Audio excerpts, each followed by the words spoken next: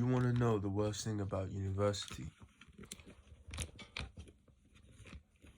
From my experience, at least, I can say that the worst thing is that everyone is the same, more or less. And I've been in university for quite some time, so I've been here for about 5 years, and I've had 2 different classes, so 2 different subgroups of the population, because clearly the generations were very different, and although we all came from different backgrounds, there were some commonalities that could be attributed to the culture at the time, and also, you know, where we all come from individually, blah blah blah. But from what I've learned, it's not really about learning. Well, it is about learning, but it's not about your grades. It's about the connections that you make, the people that you meet, but those things can also be achieved without you going there. Although it's highly recommended, so you can experience exposure to such variance in demographic. But do not take your studies seriously. That's number one. You're not expected to. No one is, not really.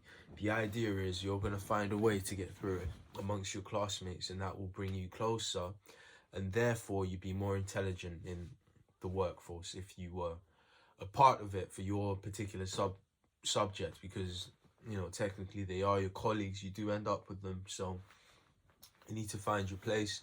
So that's what that's about. It's more about the social aspect. I studied biosciences at the University of Surrey, but there does come a problem where sometimes you don't like your classmate. Like me, I had, when I was studying biochemistry at first, I had like really cool classmates, and obviously I was a dick because I was trying to be cool, and everyone's gonna be cool, so don't worry about it.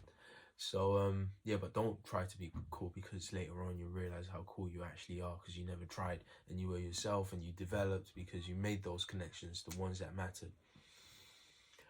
But I wanted to say that sometimes you are forced, because you're inclined because of the studies, but not just the studies, to be accepted, to fit in. You are kind of forced to compromise yourself to blend.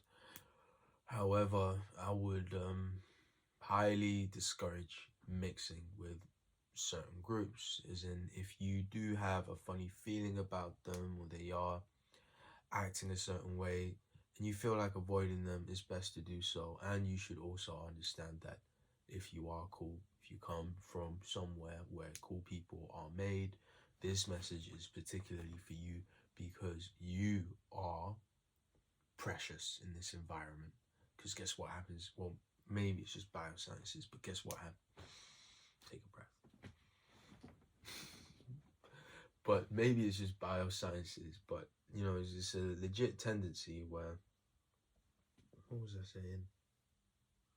Yeah, where the people are just moist, which brings me back to what I was saying before, where my group was actually, like, the biochemistry group was really cool. They were right, like, loads of people amongst the lecturees were black or from East London like me, and that was really cool. But second time around, when I was studying biosciences, having had a break for a year, yeah, they were all just like, they looked like children. It's like they got younger, and that's quite funny, because I'm quite sure they said the same thing about me when I came into secondary school. So it feels like all the people are just getting smaller.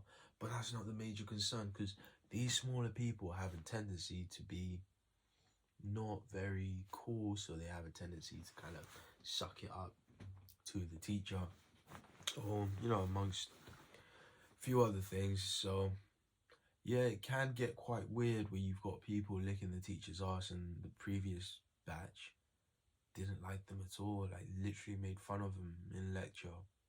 And the second time round, the people are different. So what I'm saying might be completely irrelevant, because you might have a group where everyone's cool, and then it becomes a problem where, oh shit, how do you get the work done? Because no one's doing it.